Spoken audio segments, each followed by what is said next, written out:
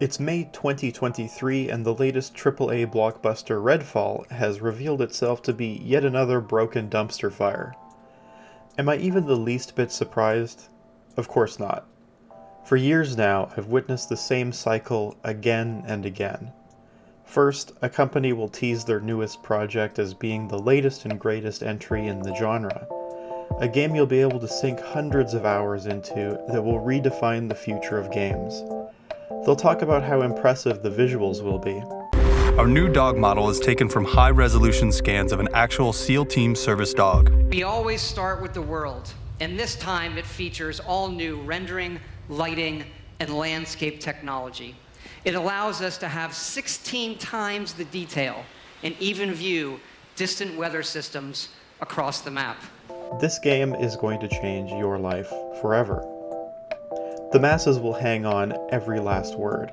Frothing at the mouth, they'll express their newfound devotion to the product. Without a shred of concrete evidence that the game will live up to the hype, they'll pre-order the game sight unseen. They might even spring for the collector's edition too, which these days usually means you just get a bunch of microtransaction content and not even a cool statue or art book. Finally, the game is released and its true form comes to light. It looks nothing like the reveal trailers. Its gameplay loop is repetitive, boring, and no better than countless others in its genre. The performance is bad enough to make you motion sick, even when playing on a PC that costs more than most people's cars. From top to bottom, a complete and utter disaster. But how could this have happened? The players cry. It was made by beloved developer X and put out by mega publisher Y. How did we get here? It might seem like an eternity ago now, but I can clearly remember the days before games were internet connected. Games weren't downloaded from a console shop or Steam, they were on discs or cartridges at your local Blockbuster. There were no microtransactions, no season passes, and most importantly, no way to patch the game. Your game needed to be ironclad and well-tested before daring to mass-produce and release it to the public. Because if there was a bug in there, it would be forever immortalized on that disc. At face value, this seems like a bad thing. Giving developers the opportunity to fix problems long after their product is in the hands of consumers seems like a win-win, right? Sure. But you can always count on corporate greed to exploit new technologies at the expense of the consumer. Things seemed to be okay at first, with the introduction of DLC expansions.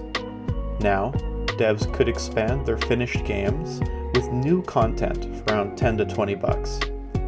Campaigns could get more story, multiplayer modes got new maps or game modes, all delivered through your broadband internet connection.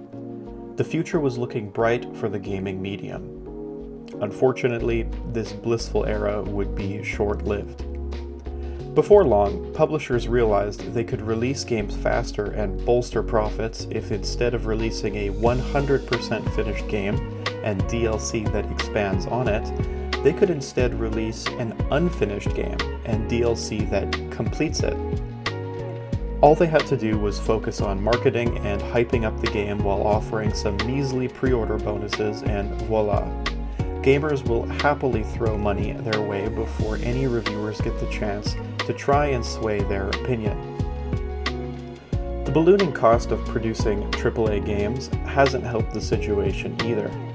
We are now at the point where, between the cost of development and the marketing budget, a game can cost $1 billion. Putting even the most expensive movie budgets to shame. It's no wonder that corner cutting has become standard practice in the industry. Something I want to mention here is my personal belief that these AAA studios are woefully bloated. I'll be the first to admit this is pure speculation since I don't work in the industry, but I regularly see and play games made by incredibly small teams that outclass these mega blockbuster titles in every way. The original The Forest, for example, was made by just 4 guys and not only looked gorgeous, but played great with less bugs than any recent Bethesda game. And have you seen Epic's presentations on Unreal Engine 5? The amount of time they spend going over the effort they've put into streamlining game development is amazing. So many new tools are in people's hands to make them achieve their goals in a fraction of the time it used to. And yet the average time it takes to make a AAA title is longer than it ever has been. Now let's see how we can use these procedural tools to make larger sweeping changes to the environment. So Jacob, let's start by removing some of the trees in this area. Absolutely, that's easy enough actually. All right, a little too much. Let's add some trees back in. Okay. And let's also add in some cliff formations, give it a little bit more variability. So the procedural systems are all deterministic. As Jacob is experimenting with different sets of input parameters, once he finds a set that he likes, he can always go back to it and get out exactly the same results. I think one aspect to blame for this is the frustrating trend of everyone wanting their game to be the next major live service forever game. The kind of title that players put thousands of hours into that becomes their one source of entertainment for several years, if not longer. Think of games like Final Fantasy XIV, League of Legends, or Fortnite. The issue with this mentality should be fairly obvious. People don't have unlimited time. Even a theoretical person who never leaves their PC and never stops to eat or sleep only has so many hours in the day.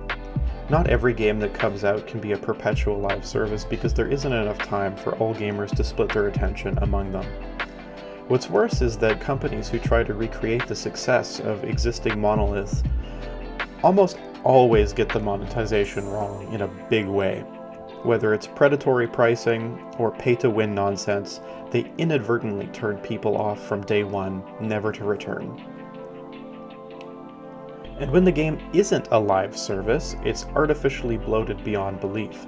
I'm looking right at you, Ubisoft. The first Assassin's Creed game took about 15 hours to complete the story. Assassin's Creed Valhalla takes 60. And you know that isn't 60 hours of rich gameplay experience. More like being forced to walk slowly behind an NPC while they explain the story to you, and then go off to collect 10,000 feathers or something equally mundane. What happened to shorter, more polished games that offered a careful, crafted experience from start to finish and respects your time? Whenever I see companies brag about how much time it takes to beat their game, it instantly makes me less interested. All I can think of is how many other games I could play through in the same amount of time. There are so many games out there, and I want to have lots of different experiences, not be stuck with the same thing for 100 hours or more. With so much doom and gloom in this video so far, I think it's important to mention that there are still some companies who are doing it the right way, the old way. Despite being extremely litigious and uncool in a lot of ways that are far beyond the scope of this video, Nintendo, for the most part, can be seen as a publisher that actually cares about the quality of its games.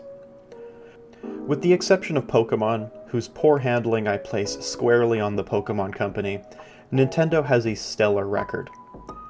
Even though they hold the IPs to the most recognizable gaming franchises, they are somehow able to resist turning them into annual releases. Don't think for a second that if a company like EA owned the rights to Mario, we wouldn't be getting a new, hastily slapped together game at least every fourth quarter. Instead, Nintendo takes a much more careful approach and holds back their projects until they are good and ready for the masses. An example of this that I like to use is Metroid Prime 4.